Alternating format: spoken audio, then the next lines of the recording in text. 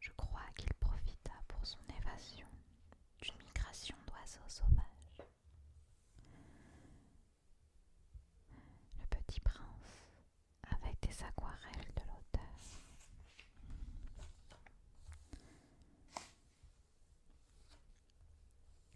Chapitre 1. Lorsque j'avais 6 ans, j'ai vu, une fois, une magnifique image dans un livre sur la forêt vierge qui s'appelait Histoire vécue.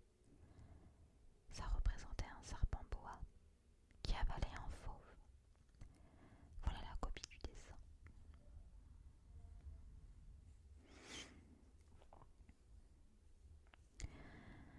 On disait dans le livre, les serpents boa avalent leur proie tout entière sans la mâcher. Ensuite, ils ne peuvent plus bouger. Ils dorment pendant les 6 mois de leur digestion. J'ai alors beaucoup réfléchi sur les aventures de la jungle et, à mon tour, j'ai réussi avec un crayon de couleur à tracer mon premier dessin. Mon dessin numéro 1. Il était comme ça. J'ai montré mon chef-d'œuvre aux grandes personnes et je leur ai demandé si mon dessin leur faisait peur. Elles m'ont répondu. Pourquoi un chapeau ferait-il peur? Mon dessin ne représentait pas un chapeau. Il représentait un serpent boa qui digérait un éléphant. J'ai alors dessiné l'intérieur du serpent boa afin que les grandes personnes puissent comprendre. Elles ont toujours besoin d'explications. Mon dessin numéro 2 était comme ça. Les grandes personnes m'ont conseillé de laisser de côté les dessins de serpents bois ouverts ou fermés et de m'intéresser plutôt à la géographie, à l'histoire, au calcul et à la grammaire. C'est ainsi que j'ai abandonné, à l'âge de 6 ans, une magnifique carrière de peintre. J'avais été découragée par l'insuccès de mon dessin numéro 1 et de mon dessin numéro 2. Les grandes personnes ne comprennent jamais rien toutes seules et c'est fatigant pour les enfants de toujours et toujours leur donner des explications. J'ai donc dû choisir un autre métier et j'ai appris à piloter des avions. J'ai volé un peu partout dans le monde et la géographie, c'est exact, m'a beaucoup servi. Je savais reconnaître du premier coup d'œil la Chine de l'Arizona. C'est très utile si on est égaré pendant la nuit. J'ai ainsi eu au cours de ma vie des tas de contacts avec des tas de gens sérieux. J'ai beaucoup vécu chez les grandes personnes. Je les ai vus de très près. Ça n'a pas trop amélioré mon opinion. Quand j'en rencontrais une qui me paraissait un peu lucide, je faisais l'expérience sur elle de mon dessin numéro 1 que j'ai toujours conservé. Je voulais savoir si elle était vraiment compréhensive. Mais toujours elle me répondit, c'est un chapeau. Alors je ne lui parlais ni de serpent bois, ni de forêt vierge, ni d'étoiles. Je me mettais à portée. Je lui parlais de bridge, de golf, de politique et de cravate. Et la grande personne était bien contente de connaître un homme aussi raisonnable.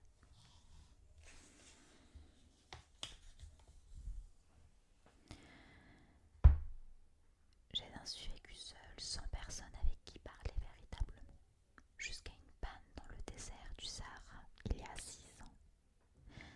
Quelque chose s'était cassé dans mon moteur, et comme je n'avais avec moi ni mécanicien, ni passager, je me préparais à essayer de réussir tout seul une réparation difficile.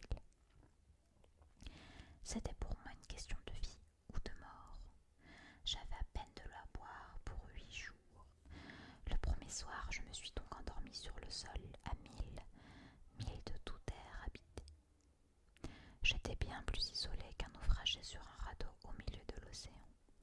Alors, vous imaginez ma surprise au lever du jour, quand une drôle de petite voix m'a réveillée. Elle disait « S'il vous plaît, dessine-moi un mouton. »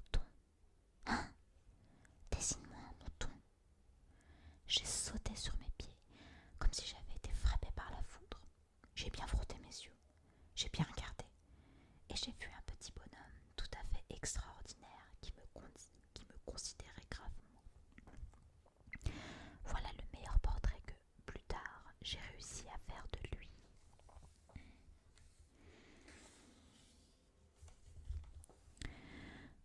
Voilà le meilleur portrait que, plus tard, j'ai réussi à faire de lui. Mais mon dessin, bien sûr, est beaucoup moins ravissant que le modèle. Ce n'est pas ma faute. J'avais été découragée dans ma carrière de peintre par les grandes personnes à l'âge de 6 ans et je n'avais rien appris à dessiner, sauf les bois fermés et les bois ouverts. Je regardais donc cette apparition avec des yeux tout ronds d'étonnement. N'oubliez pas que je me trouvais à 1000 de toute région habitée. Or, mon petit bonhomme ne me semblait ni égaré, ni mort de fatigue, ni mort de faim, ni mort de soif, ni mort de peur. Il n'avait en rien l'apparence d'un enfant perdu au milieu du désert, à 1000 de toute région habitée. Quand j'ai réussi enfin à parler, je lui dis « Mais qu'est-ce que tu fais là ?» Et il me répéta alors, tout doucement, comme une chose très sérieuse. « S'il vous plaît, dessine-moi un mouton. » Quand le mystère est trop impressionnant, on n'ose pas désobéir. Aussi absurde que cela me sembla, à 1000 de tous les endroits habités et en danger de mort, je sortis de ma poche une feuille de papier et un stylographe. Mais je me rappelai alors que j'avais surtout étudié la géographie, l'histoire, le calcul et la grammaire, et je dis au petit bonhomme, avec un peu de mauvaise humeur, que je ne savais pas dessiner. Il me répondit « Ça ne fait rien, dessine-moi un mouton. » Comme je n'avais jamais dessiné un mouton, je revis pour lui l'un des deux seuls dessins dont j'étais capable, celui du bois fermé, et je fus stupéfait d'entendre le petit bonhomme me répondre « Non, non, je ne veux pas d'un éléphant dans un bois. Un bois c'est très dangereux, et un éléphant c'est trop encombrant. Pardon. Et un éléphant c'est très encombrant. Chez moi c'est tout petit. J'ai besoin d'un mouton. Dessine-moi un mouton. » Alors j'ai dessiné. Il regarda attentivement, puis « Non, celui-là est déjà très malade. Fais-en un autre. » Je dessinai. Mon ami sourit gentiment avec indulgence. « Tu vois bien, ce n'est pas un mouton, c'est un bélier. Il a des cornes. » Je revis donc encore mon dessin, mais il fut refusé comme les précédents. « Celui-là est trop vieux. Je veux un mouton qui vive longtemps. » Alors, faute de patience, comme j'avais hâte de commencer le démontage de mon moteur, je griffonnais ce dessin-ci. Et je lançais. Ça, c'est la caisse. Le mouton que tu veux est dedans. Mais je fus bien surpris de voir s'illuminer le visage de mon jeune juge. C'est tout à fait comme ça que je le voulais. Crois-tu qu'il faille beaucoup d'herbe à ce mouton? Pourquoi? Parce que chez moi c'est tout petit. Ça suffira sûrement. Ça suffira sûrement. Je t'ai donné un tout petit mouton. Il pencha la tête vers le dessin. Pas si petit que ça. Tiens, il s'est endormi. Et c'est ainsi que je fis la connaissance du petit prince.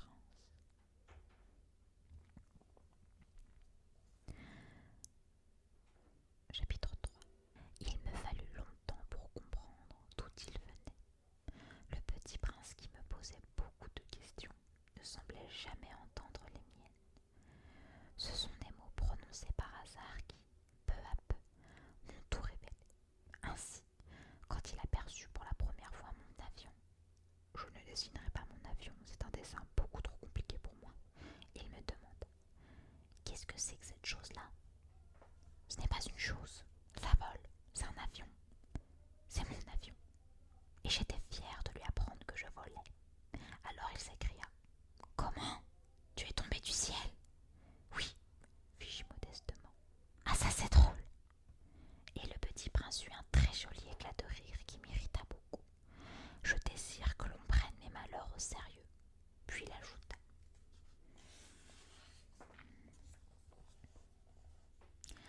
« Alors toi aussi tu De quelle planète es-tu? J'entrevis aussitôt une lueur dans le mystère de sa présence, et j'interrogeai brusquement. Tu viens donc d'une autre planète? Mais il ne me répondit pas. Il hochait la tête doucement, tout en regardant mon avion. C'est vrai que là-dessus, tu ne peux pas venir de bien loin. Et il s'enfonça dans une rêverie qui dura longtemps. Puis sortant de mon mouton de sa poche, il se plongea dans la contemplation de son trésor. Vous imaginez combien j'avais pu être intriguée par cette demi-confidence sur les autres planètes. Je m'efforçais donc d'en savoir plus, d'en savoir plus long. D'où viens-tu, mon petit bonhomme? Où est-ce chez toi? Où veux-tu emporter ton mouton? Il me répondit après un silence méditatif. Ce qui est bien avec la caisse que tu m'as donnée, c'est que la nuit, ça lui servira de maison. Bien sûr, et si tu es gentil, je te donnerai aussi une corde pour l'attacher pendant le jour. Et un pic. La proposition parut choquer le petit prince. L'attacher? Quelle drôle d'idée! Mais si tu ne l'attaches pas, il ira n'importe où et il se perdra. Et mon ami eut un nouvel éclat de rire. Mais où veux-tu qu'il aille? N'importe où, droit devant lui. Alors le petit prince remarqua gravement. Ça ne fait rien, c'est tellement petit chez moi. Et avec un peu de mélancolie peut-être, il ajoute. Droit devant soi, on ne peut pas aller bien loin.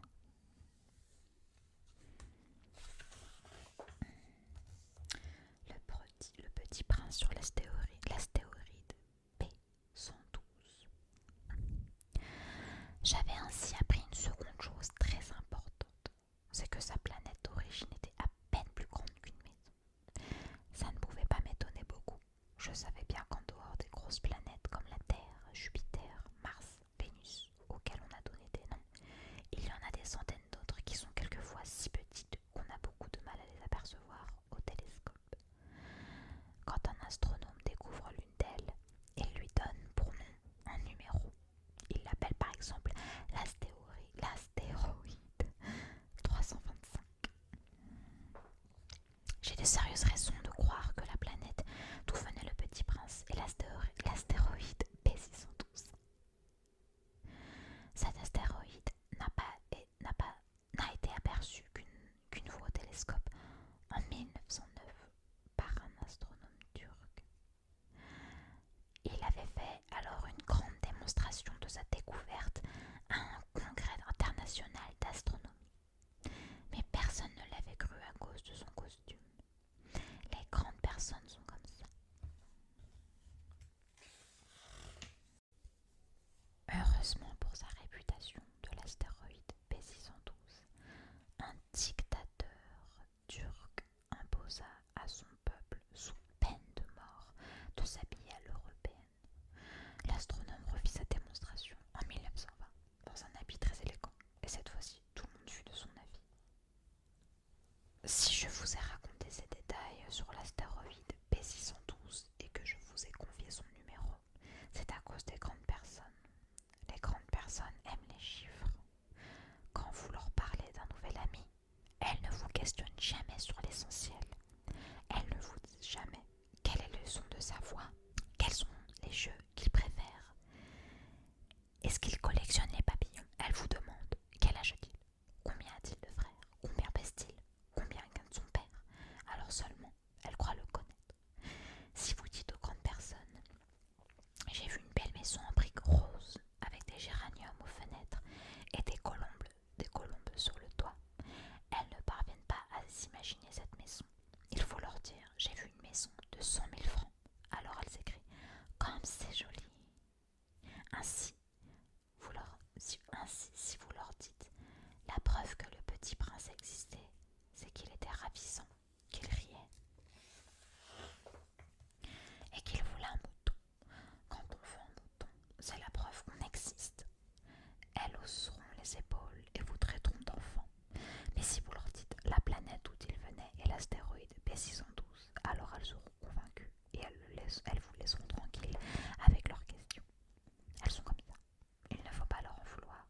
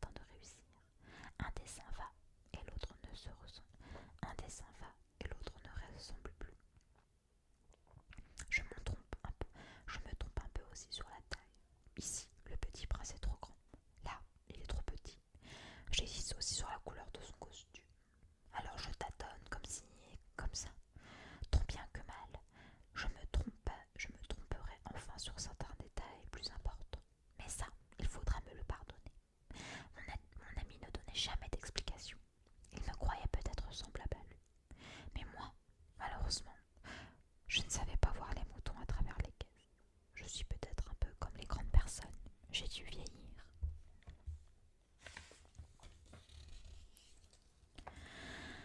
Chaque jour, j'apprenais quelque chose sur la planète, sur le départ, sur le voyage. Ça venait tout doucement, au hasard, des réflexions. C'est ainsi que le troisième jour, je connus le drame des baobabs. Cette fois-ci encore, ce fut grâce aux moutons, car brusquement le petit prince m'interrogea, comme pris d'un doute grave. C'est bien vrai, n'est-ce pas, que les moutons mangent les arbustes? Oui, c'est vrai. Ah, je suis content. Je ne compris pas pourquoi il était si important que les moutons mangeassent les arbustes. Les arbustes. Mais le petit prince ajouta. Par conséquent, ils mangent aussi les baobabs. Je fus remarquer au petit prince que les baobabs ne sont pas des arbustes, mais des arbres grands, comme des églises, et que si même il emportait avec lui tout un troupeau d'éléphants, ce troupeau ne viendrait pas à bout d'un seul baobab. L'idée du troupeau d'éléphants fit rire le petit prince. Il faudrait les mettre les uns sur les autres. Mais il remarqua avec sagesse, les baobabs, avant de grandir, ça commence par être petit. C'est exact. C'est exact. Mais pourquoi veux-tu que les moutons mangent les petits baobabs? Il me répondit, bah voyons, comme s'il s'agissait là d'une évidence. Et il me fallut un grand effort d'intelligence pour comprendre à moi seul ce problème. Et en effet, sur la planète du Petit Prince, il y avait, comme sur toutes les planètes, de bonnes herbes et de mauvaises herbes. Par conséquent, de bonnes graines, de bonnes herbes et de mauvaises herbes. Mais les graines sont invisibles. Elles dorment avant le secret de la terre, jusqu'à ce qu'ils prennent fantaisie à l'une d'elles de se réveiller. Alors elles s'étirent et poussent d'abord timidement vers le soleil une ravissante petite brindille inoffensive. Il s'agit d'une brindille de radis ou de rosier. On peut la laisser pousser comme elle veut. Mais s'il s'agit d'une mauvaise plante, il faut arracher la plante aussitôt, dès qu'on a su la reconnaître. Or, il y avait des graines terribles sur la planète du Petit Prince. C'étaient les graines de baobab. Le sol de la planète en était infesté. Or, un baobab, si l'on s'y prend trop tard, on ne peut jamais plus s'en débarrasser. Il encombre toute la planète. Il la perfore de ses racines. Et si la planète est trop petite, et si les baobabs sont trop nombreux, ils la font éclater. C'est une question de discipline, me disait plus tard le petit prince. Quand on a terminé sa toilette du matin, il faut faire soigneusement la toilette de la planète. Il faut s'astreindre régulièrement à arracher les baobabs dès qu'on les distingue d'avec les rosiers, auxquels ils ressemblent beaucoup quand ils sont très jeunes. C'est un travail très ennuyeux, mais très facile. Et un jour, il me conseilla de m'appliquer à réussir un beau dessin pour bien faire rentrer ça dans la tête des enfants de chez moi. S'ils voyagent un jour, me disait-il, ça pourrait leur servir. Il est quelquefois sans inconvénient de remettre à plus tard son travail. Mais s'il s'agit des baobabs, c'est toujours une catastrophe. J'ai connu une planète habitée par un paresseux. Il avait négligé 3 arbustes. Et sur les indications du Petit Prince, j'ai dessiné cette planète-là. Je n'aime guère prendre le ton d'un moraliste, mais le danger des baobabs est si peu connu, et les risques courus par celui qui s'égarerait dans un astéroïde sont si considérables que, pour une fois, je fais exception à ma réserve. Je dis, enfant, faites attention aux baobabs. C'est pour avertir mes amis d'un danger qu'ils frôlaient depuis longtemps, comme moi-même, sans le connaître, que j'ai tant travaillé ce dessin-là. La leçon que je donnais en valait la peine. Vous vous demanderez peut-être pourquoi n'y a-t-il pas dans ce livre d'autres dessins aussi grandioses que le dessin des baobabs. La réponse est bien simple. J'ai essayé, mais je n'ai pas pu réussir. Quand j'ai dessiné les baobabs, j'ai été animée par le sentiment de l'urgence. Ah, petit prince,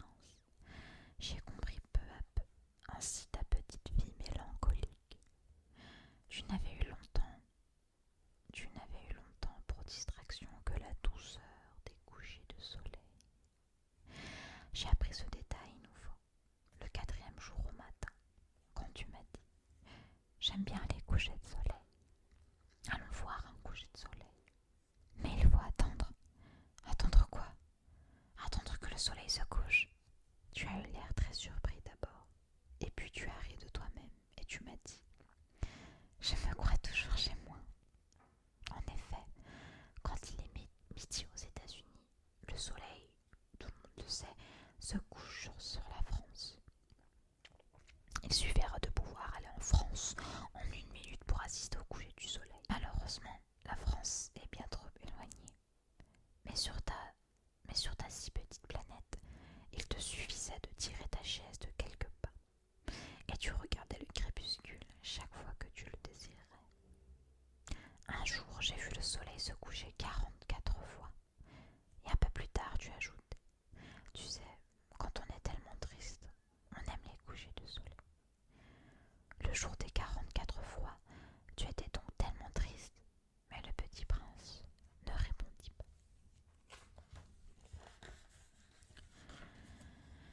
Le 5e jour, toujours grâce au mouton, ce secret de la vie du petit prince me fut révélé. Il me demanda avec brusquerie, sans préambule, comme le fruit d'un problème longtemps médité en silence. Un mouton, s'il mange les arbustes, il mange aussi les fleurs. Un mouton, ça mange tout ce qu'il rencontre. Même les fleurs qui ont des épines. Oui, même les fleurs qui ont des épines. Alors les épines, à quoi servent-elles? Je ne le savais pas. J'étais alors très occupée à essayer de dévisser un boulon trop serré de mon moteur. J'étais très soucieux car ma panne commençait de m'apparaître très grave et l'eau à boire qui s'épuisait me faisait craindre le pire. Les épines à quoi servent-elles? Le petit prince ne renonçait jamais à une question une fois qu'il l'avait posée. J'étais irritée par mon boulon et je répondis n'importe quoi. Les épines, ça ne sert à rien. C'est de la pure méchanceté de la part des fleurs. Oh! Mais après un silence, il me lança avec une sorte de rancune. Je ne te crois pas. Les fleurs sont faibles, elles sont naïves, elles se rassurent comme elles peuvent. Elles se croient terribles avec leurs épines. Je ne répondis rien. À cet instant-là, je me disais, si ce boulon résiste encore, je le ferai sauter d'un coup de marteau. Le petit prince dérangea de nouveau mes réflexions. Et tu crois, toi, que les fleurs... Mais non, je ne crois rien. J'ai répondu n'importe quoi. Je m'occupe, moi, de choses sérieuses. Il me regarda stupéfait. De choses sérieuses? Il me voyait, mon marteau à la main, et les doigts noirs de cambouis, penchés sur un objet qui lui semblait très laid. Tu parles comme les grandes personnes. Ça me fit un peu honte, mais impitoyable, il ajouta. Tu confonds tout, tu mélanges tout. Il était vraiment très irrité. Il secouait au vent des cheveux tout dorés. Je connais une planète où il y a un monsieur cramoisi. Il n'a jamais respiré une fleur. Il n'a jamais regardé une étoile. Il n'a jamais aimé personne. Il n'a jamais rien fait d'autre que des additions. Et toute la journée, il répète comme toi. Je suis un homme sérieux. Je suis un homme sérieux. Et ça, le fait gonfler d'orgueil. Mais ce n'est pas un homme, c'est un champignon. Un quoi? Un champignon. Le petit prince était maintenant tout pâle de colère. Il y a des millions d'années que les fleurs fabriquent des épines. Il y a des millions d'années que les moutons mangent quand même les fleurs. Et ce n'est pas sérieux de chercher à comprendre pourquoi elles se donnent tant de mal. Elles se donnent tant de mal pour se fabriquer des épines qui ne servent jamais à rien. Ce n'est pas important la guerre des moutons et des fleurs. Ce n'est pas plus sérieux et plus important que les additions d'un grand monsieur rouge. Et si je connais moi une fleur unique au monde, qui n'existe nulle part, sauf dans ma planète, et qu'un petit mouton peut anéantir d'un seul coup, comme ça, un matin, sans se rendre compte de ce qu'il fait, ce n'est pas important ça. Il rougit puis reprit. Si quelqu'un aime une fleur qui n'existe qu'à un exemplaire, dans les millions et les millions d'étoiles, ça suffit pour qu'il soit heureux quand il les regarde. Il se dit,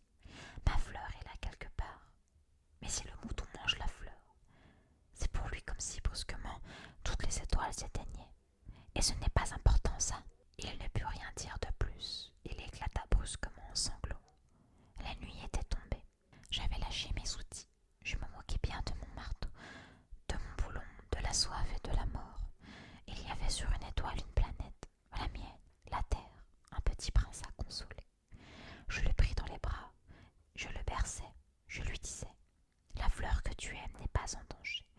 Je lui dessinerai une muselière à ton mouton. Je te dessinerai une armure pour ta fleur. Je ne savais pas trop quoi dire. Je me sentais très maladroit. Je ne savais comment l'atteindre ou le rejoindre. C'est tellement mystérieux le pays des larmes. J'appris bien vite à mieux connaître cette fleur. Il y avait toujours eu sur la planète du Petit Prince des fleurs très simples, ornées d'un seul rang de pétales et qui ne tenaient point de place et qui ne dérangeaient personne.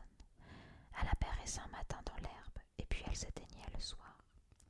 Mais celle-là avait germé un jour d'une graine à portée, dont on ne sait où, et le Petit Prince avait surveillé de très près cette brindille qui ne ressemblait pas aux autres brindilles. Ça pouvait être un nouveau genre de baobab, mais l'arbuste cessa vite de croître et commença à te préparer une fleur. Le Petit Prince qui assistait à l'installation d'un bouton énorme sentait bien qu'il en sortirait une apparition miraculeuse, mais la fleur n'en finissait pas de se préparer à être belle, à l'abri de sa chambre verte. Elle choisissait avec soin ses couleurs, elle s'habillait lentement, elle ajustait un ses pétales. Elle ne voulait pas sortir toute fripée comme les coquelicots. Elle ne voulait pas apparaître que dans le plein rayonnement de sa beauté. Et oui, elle était très coquette. Sa toilette mystérieuse avait donc duré des jours et des jours. Et puis voici qu'un matin, justement à l'heure du lever du soleil, elle s'était montrée. Et elle qui avait travaillé avec tant de précision dit en bâillant: « Je me réveille à peine. Je vous demande pardon. Je suis encore toute décoiffée. » Le Petit Prince alors ne put contenir son admiration. « Que vous êtes belle, n'est-ce pas ?» répondit doucement la fleur. « Et je suis née en même temps que le soleil. » Le Petit Prince devina bien qu'elle n'était pas très modeste, mais elle était si émouvante. « C'est l'heure, je crois, du petit déjeuner, » avait-elle bientôt ajouté. « Auriez-vous la bonté de penser à moi ?» Et le Petit Prince, tout confus, ayant été chercher un arrosoir d'eau fraîche, avait servi la fleur. Alors, l'avait-elle bien vite tourmentée par sa vanité un peu ombrageuse.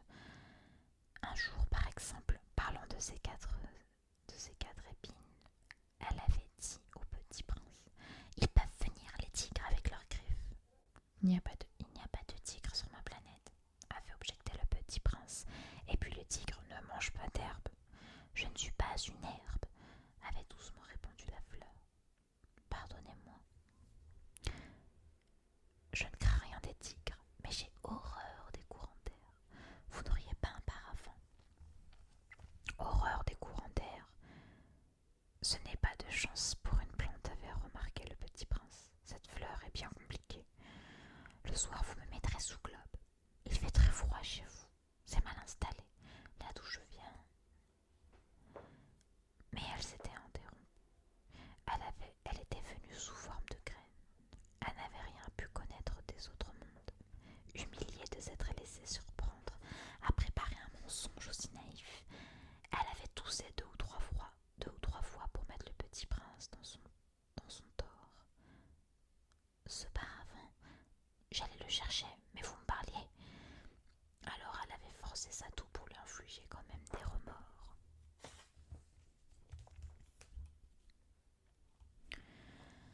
Ainsi le Petit Prince, malgré la bonne volonté de son amour, avait vite douté d'elle. Il y avait pris au sérieux des mots sans importance et était devenu très malheureux. J'aurais dû ne pas l'écouter, me confia-t-il un jour. Il ne faut jamais écouter les fleurs. Il faut les regarder et les respirer. La mienne embaumait ma planète, mais je ne savais pas m'en réjouir. Cette histoire de griffes qui m'avait tellement agacée eût dû m'attendrir. Il me convient encore. Je n'ai alors rien su comprendre. J'aurais dû la juger sur les actes et non sur les mots. Elle m'embaumait et m'éclairait. Je n'aurais jamais dû m'enfuir. J'aurais dû deviner sa tendresse